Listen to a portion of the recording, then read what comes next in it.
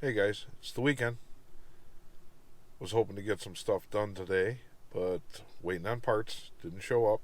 Oh, come on! So, yeah, that's, you know how that goes. Anyway, so you know what? I'm going to take a ride over by my buddy Pat's shop, PMP Fabrications, see if he's got some sheet metal that we can make for the trunk panel. Maybe do a little bead rolling. I've never done that. That'd be kind of fun to do, something different. And I'm going to take a look and see what he's got going on in the shop, how his hot rods come in. And I know his brother's got his car back from the paint shop, so let's go take a look, see what's going on today.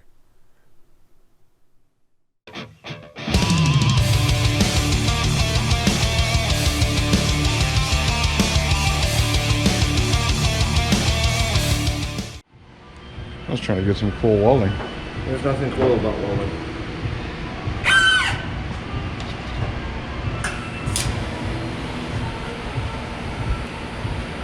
Sure, welding's fun, isn't it? I don't know what I'm doing.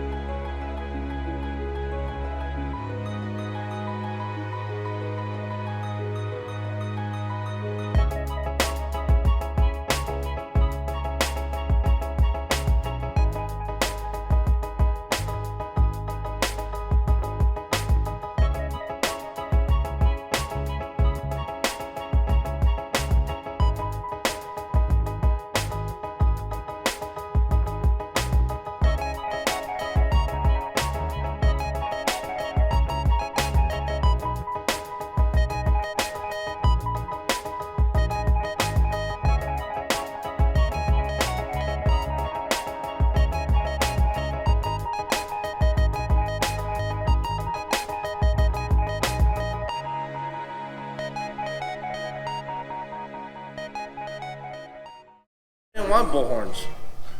I don't blame him. I'm not a fan of bull. I didn't want them, so I cut it flush with the fender. I like the way that you ended up doing that and kicking it down. The more and more I looked at it, and you got to remember, the car was up on blocks when I did this. Right. So I'm like, fuck, you know what? I should put it on the ground and see, do I really have the ground clearance that I originally built this car for? So I did. I have the ground clearance, but You're gonna kick the pipes out? they or? actually, you can look, they're done. Oh, I see them. Okay. They go back And about, then, yeah, and then there's just a dump angled out. So you're not getting the downforce to the ground, No, you know? no, I'm not getting thrust either, but it's just. But you know what? I mean, the guys with the bullhorns, all they're doing is trying to keep the nose down. Correct. Instead of blowing it up. Correct. I like that idea. So Now, what size turbos are these? These are 288s. These are 88s. Yes. Okay. And that's 88 in and out? Uh, I'm still learning about turbos. so am I. I know the inlet is 88 inches. Okay. It's measured Yeah, it's measured. how many Yeah, right. millimeters across the front. Okay. How Yeah. big is this motor? This is what, a 408? 415 inches. Oh, 415. Yep. 415 inches, Brodix cannon valve head, and That's a 23-degree head, or? no, it's a 14. Oh, that's a 14 It's degree actually head? 14 and 11. Oh, they're The staggered? intake and the exhaust are staggered. Is that like an SB2 head? No, it's I've heard all different kind of reasoning behind it, and one of almost like the very first platform for the old NHRA Pro Stock truck. Oh, okay, okay. But these have Siamese exhaust ports. Oh, really? They changed that. NHRA changed that for the Pro Stock truck where they could use spread port. So it was more like a big block Chevy where it was, 1, 2, 3, 4. Yeah, so you where had- 2 and 3 ones. yeah. Next So you to each started other. with exhaust intake, exhaust, Correct. exhaust. Yep. This? This You know, is they all- talk about dome pressure and all that Oh and yeah, everything. this is and- all new to me. You know, switching this over from when it was set up for a Pro Charger. Yeah, that's right, because you had an F3 on this, Had an right? F3 on this, and it was a gas engine. Intake was different.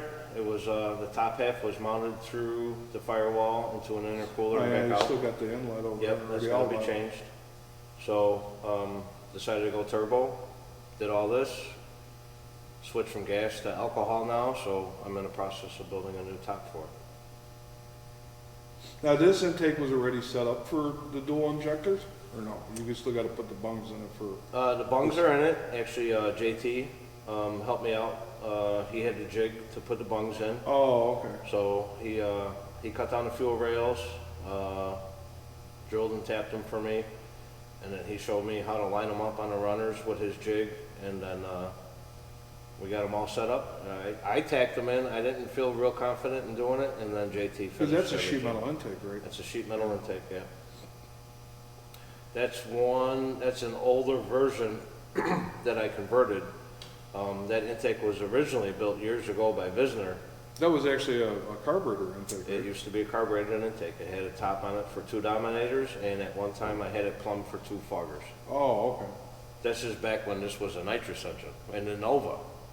Oh, you had that intake on the Nova? Yes, I did. Oh, I always thought you had a single carburetor. I did, but towards Oh, the you end, had- yeah, I switched it over. I put 2 carburetors on it.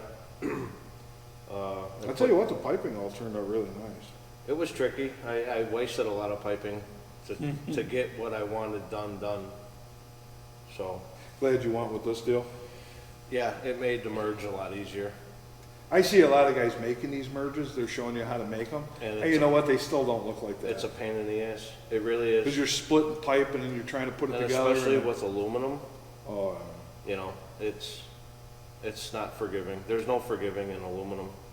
let's cut that piece of metal and, you don't mind, we'll throw a couple breed rolls in it and I'll get out of your hair. That's You just fine. sticking around or you got shit to do? No, I'm gonna probably finish up with what you want to get done, Oh, okay. and then, And that was Pat Powers. oh, where's my beer? That was fun.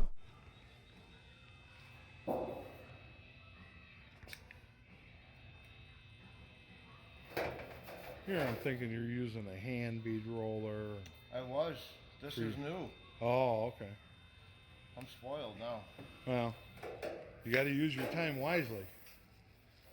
Right?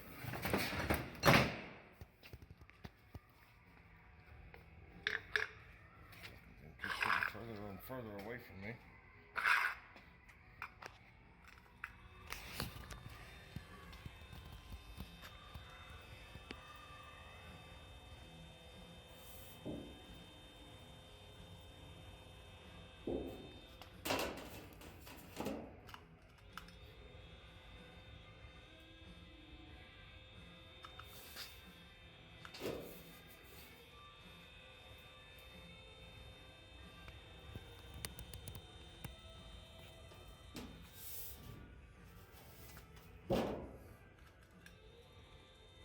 even with the camera on? Yeah. Okay. No, I'm just, you know what, I'm just kind of mocking this up.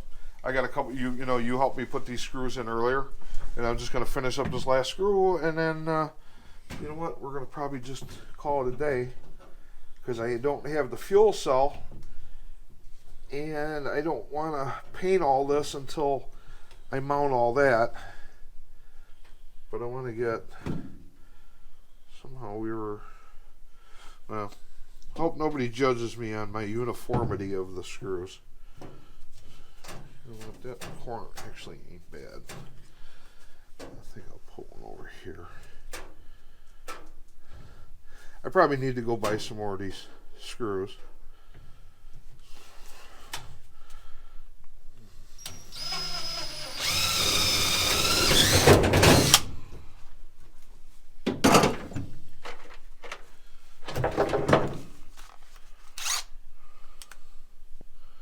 Should probably clean the seam sealer off of this first, huh? Highest silent, partner? Yeah, it works better that way. You think so? Yeah. So how's that? I think it looks pretty good Yeah. until we actually finish it off, and then it'll look great. Well, we'll paint this the same color, you know, the trunk paint. My question is, where is everything going to go? Once Okay. it's finished. Well, you know what? Here, we're going to put the fuel cell right here. You got to figure out how far back or forward, because I've got the line's going to come straight out of the center of the bottom of the tank, and it'll come straight out into a 90 and then go into the filter. Because if I put the filter in between, it's going to push the cell too far forward.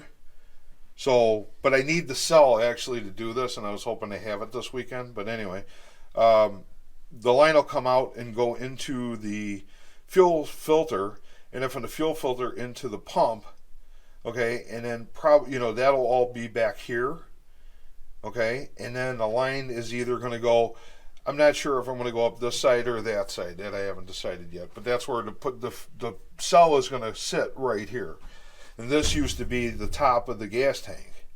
You know, on these Fords, when you take the gas tank out, you know, as you know, because you've helped me do all this Well, before. does So where you put the line depend on what's underneath the car? well, I've got a lot of battery cables on this side, you know, because of the battery that's right here, you know, and that's I want to run the hose down the frame rail and see if it's just going to be too cluttered on that side. I would like to do it on the passenger side because I could come out of the inner fender well with the regulator and go right to the carburetor. I wouldn't have to cross the front of the engine if I go from the driver's side. So if I go from the driver's side, I got to cross over the front of the engine and then come back to the carburetor. And that is going to have heat in that fuel line. So I'd really like to go up this side, but all my battery cables are there. So I've got to see if I can do that without it just looking, you know, insanely cluttered over on this side. So,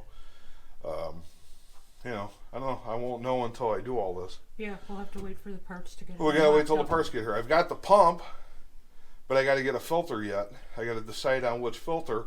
If anybody has any ideas, please leave it in the comments below. Dash 8, it's going to be a MagnaFuel 275 pump, so I don't know exactly what filter to use, if I should use the MagnaFuel or if there's something else. I've got an old Barry Grant, but you know, I don't want to buy something I can't get parts for, so I'd rather buy something that's newer and put it on here. This is going to be a pump gas car. I want to make sure that it's got good filters, so the stuff coming out of the pump, you know, if there's all kinds of dirt, I want it to pick up in the filters.